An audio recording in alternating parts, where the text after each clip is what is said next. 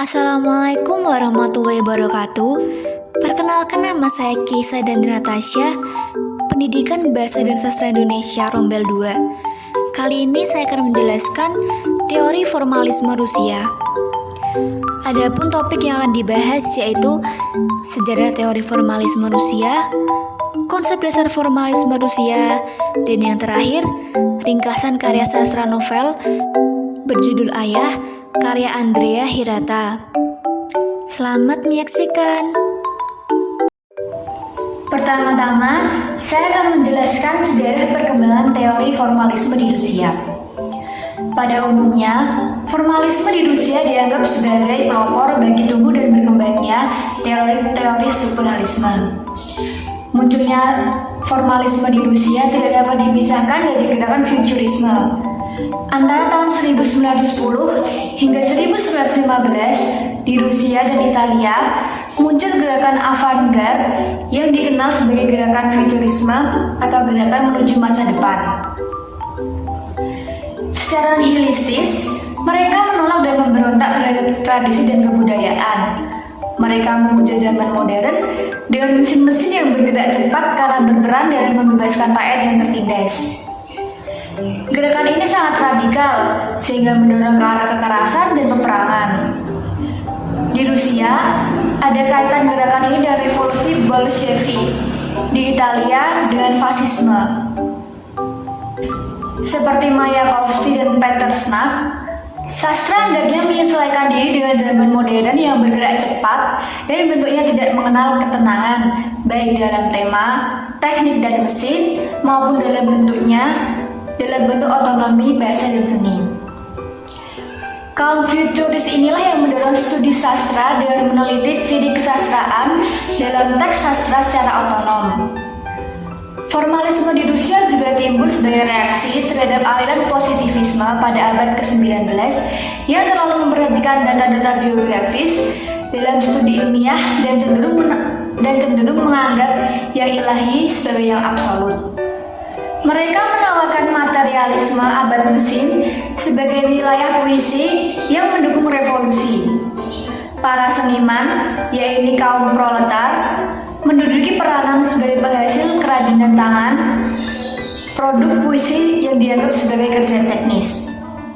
Bagi mereka, seniman benar-benar seorang pembangun dan ahli teknik, seorang pemimpin dan seorang pembuka. Aliran formalisme di Rusia hidup antara tahun 1950 hingga 1930 dengan tokoh-tokohnya seperti Roman Jakobson, Tsiolkovsky, Eichbaum, dan Timjanov. Pada tahun 1930, keadaan politik komunisme mengakhiri kegiatan mereka. Beberapa orang dari kelompok ini termasuk Ren Welek dan Roman Jakobson berimigrasi ke Amerika Serikat. Di sana mereka mempengaruhi perkembangan New Criticism selama tahun 1940 hingga 1950. Secara singkat, sejarah teori formalisme Rusia dibagi dalam dua tahapan, yaitu adanya tahapan gerakan avant-garde dan reaksi terhadap aliran positivisme. Yang pertama adalah tahapan avant-garde. Dalam tahapan ini, memberontak dan menolak terhadap tradisi dan kebudayaan futurisme, dan sastra hendaknya menyesuaikan diri dengan zaman modern yang bergerak cepat dan bentuknya tidak mengenal ketenangan. Yang pada babak 2 atau reaksi terhadap aliran positivisme tidak sependapat dengan aliran positivisme yang terlalu memperhatikan data-data biografis dalam studi ilmiah dan cenderung menganggap ilahi sebagai yang absolut. Lalu, materialisme pada abad mesin sebagai wilayah puisi yang mendukung revolusi. Selanjutnya, yang kedua adalah konsep dasar formalisme Rusia. Ada 4 pokok gagasan dalam formalisme Rusia. Yang pertama, defamiliarisasi dan detomatisasi. Yang kedua, analisis motif. Yang ketiga, teori naratif. Yang keempat, fungsi poetik dan objek estetik. Yang pertama yang akan saya bahas adalah defamiliarisasi dan deotomatisasi. Defamiliarisasi ini teknik membuat teks menjadi aneh dan asing. Istilah defamiliarisasi dikemukakan oleh Zolski untuk menyebut teknik bercerita dengan gaya bahasa yang menonjol dan menyimpang dari biasanya. Dalam proses penikmatan atau pencerapan pembaca, efek deotomatisasi dirasakan sebagai sesuatu yang aneh atau defamiliar. Dengan teknik penyingkapan rahasia, pembaca dapat meneliti dan memahami sarana-sarana bahasa yang dipergunakan oleh pengarang.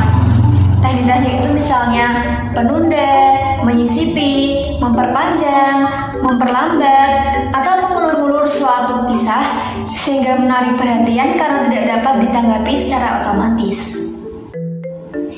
Yang kedua adalah teori naratif.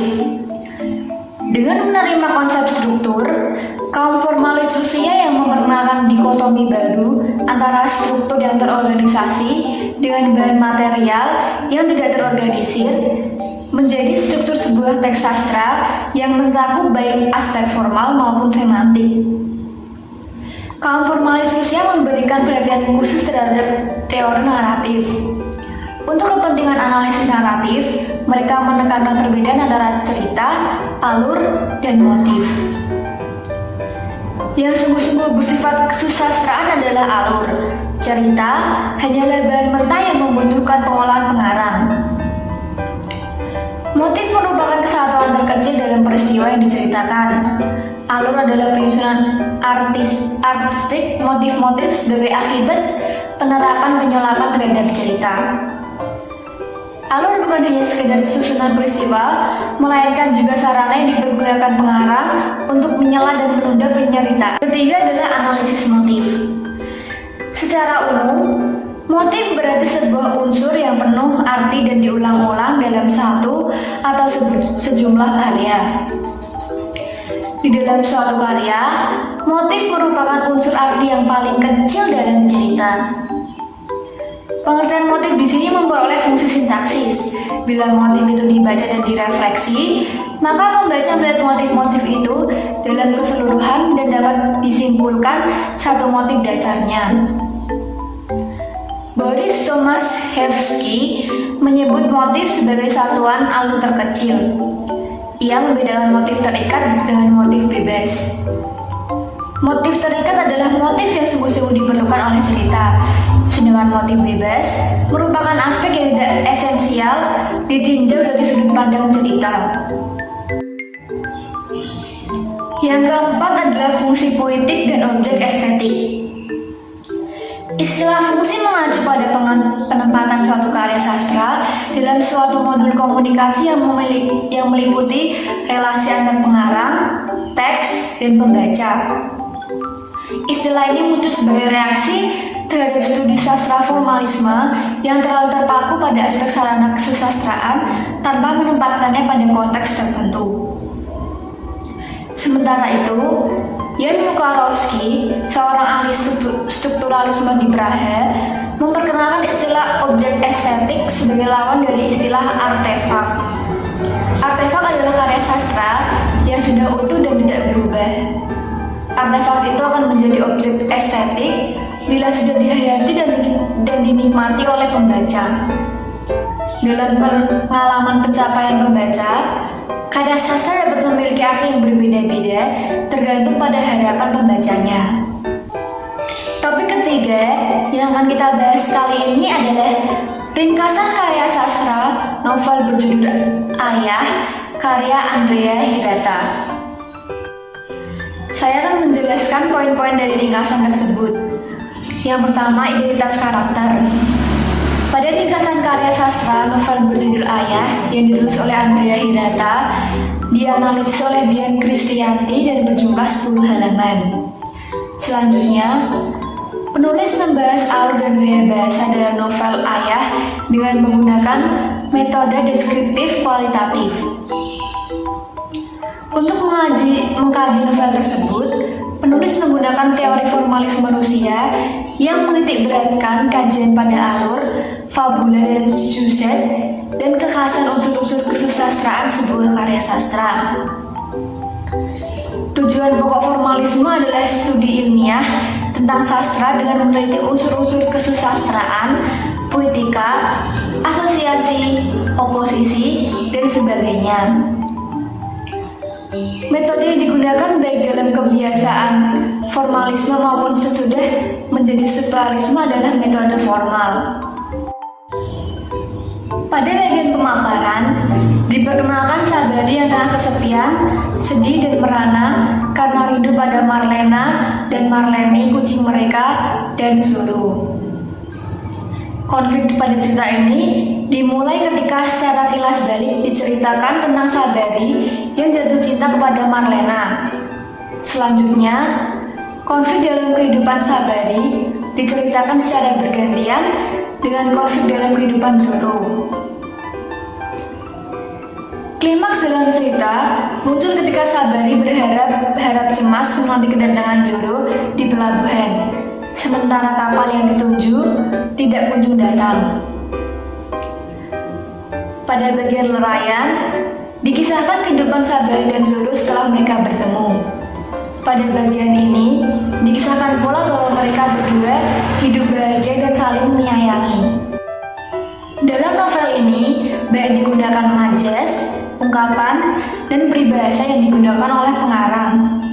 Majas yang paling sering muncul adalah majas personifikasi. Selain personifikasi, dalam novel tersebut juga terdapat majas metafora, yaitu membandingkan dua hal secara langsung, tetapi bentuk yang singkat. Metafora tersebut seringkali berupa frasa. Poin selanjutnya, semua gaya berbahasa dalam novel tersebut sangat mendukung penyampaian cerita sehingga lebih menarik. Apalagi dalam kalimat yang panjang-panjang juga terselip humor. Namun, narasi-narasi panjang kerap kali menjenuhkan karena pembaca sulit menemukan esensi cerita tersebut. Kesimpulan dari ringkasan tersebut adalah berdasarkan analisis tentang fabula dan suzet, diketahui bahwa fabula atau bahan cerita novel ayah adalah kisah hidup Sabari dan Marlena, serta keadaan masyarakat Belitung pada tahun 1990-an. Fabula tersebut diolah menjadi suzet yang bagus dengan menggunakan alur mundur dalam fragmen yang menarik sehingga bagian penutup cerita cukup memberikan kejutan bagi pembaca.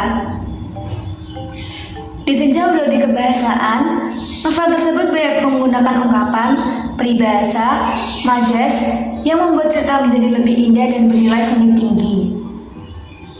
Secara keseluruhan, novel ini cukup bagus dan menarik serta memiliki banyak kelebihan dibandingkan novel lainnya. Sekian mengenai pemaparan teori formalisme Rusia. Terima kasih telah menonton.